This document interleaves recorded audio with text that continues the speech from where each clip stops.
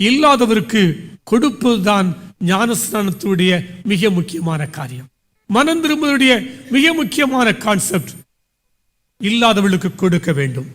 இந்த சிந்தனையில் தான் அப்போஸ்தலர் 2 அதிகாரம் 44 வசனத்தில் வரும்போது சகலத்தையும் பொதுவாய் வைத்து அனுபவித்தார்கள், எல்லாவற்றையும் பகிர்ந்தார்கள். It was a sharing church. எல்லாவற்றையும் பகிர்ந்து கொடுக்கிற திருச்சபையாக மாற வேண்டும் என்பதுதான் இந்த யோவானுடைய சிந்தனையாக இருந்தது.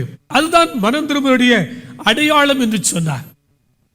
இன்றைக்கு கிறிஸ்தவ திருச்சபையிலே ஞானஸ்நானம் பெற்றவர்களுக்கும் கிறிஸ்தவர்களே ஆகாமல் ஞானஸ்நானம் பெறாதவர்களுக்கும் ஏதாகிலும் வித்தியாசம் இருக்கிறதா என்றால் மிகப்பெரிய கேள்வி. இன்றைக்கு வெறும் ஞானஸ்நானம் என்பது ஒரு சடங்காச்சாரமாக மாறிக்கொண்டிருக்கிறது. மனம் திரும்புதல் என்பது நம்முடைய வாழ்க்கையில கிறிஸ்தவத்திலே பார்க்க முடியாத ஒன்றா இருக்கிறது.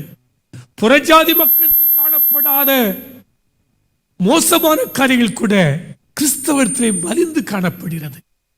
ஆனால் இந்த யோவான் சொல்கிறார், நீங்கள் 2 அங்கி வைத்திருந்தால் 1 கொடுத்து விடுங்கள். அது மாத்திரமல்ல, 13 வசனத்தை பாருங்கள். அதற்கு அவன், உங்களுக்கு கட்டளையிட்டிருக்கிறதற்கு அதிகமாய் ஒன்றும் வாங்காதிருங்கள் என்றான். இழிவான வழியிலே பணத்தை சேகரிக்காதிருங்கள். எங்க போனாலும் கையை நீட்டாத, லஞ்சத்துக்காக கையை நீட்டாத. கையெழுத்து போடணுமா, காசு கொடு. அதை செய்யணுமா, காசு கொடு. இந்த டேபிள் அந்த டேபிள் போடுமா, காசை கொடு. பிச்சை பணம் எடுக்காத, இழிவாக பிச்சை எடுக்காதே. நல்ல கையை கடவுள் கொடுத்துருக்காரு, காலை கொடுத்துருக்காரு, பிச்சை எடுக்கிறதுக்கா? கிறிஸ்தவர்களும் சளைத்தவர்கள் அல்ல, கிறிஸ்தவர்களும் சளைத்தவர்கள் அல்ல. ஞானஸ்நானம் தன்னம் பெற்றிருக்கிறார்களே ஒழிய பிச்சை எடுப்பதிலே பலத்தவர்களாய் காணப்படுகிறார்கள். துணிகரமான இதயம் உள்ளவர்களாய் காணப்படுகிறார்கள். இழிவான ஆதாயத்துக்காக பெட்டியை தூக்கி கொண்டு அலைகிறார்கள், காசு கொடு காசு கொடுன்னு சொல்லி. இதை பார்த்தார் யோவான் ஸ்நானகர்.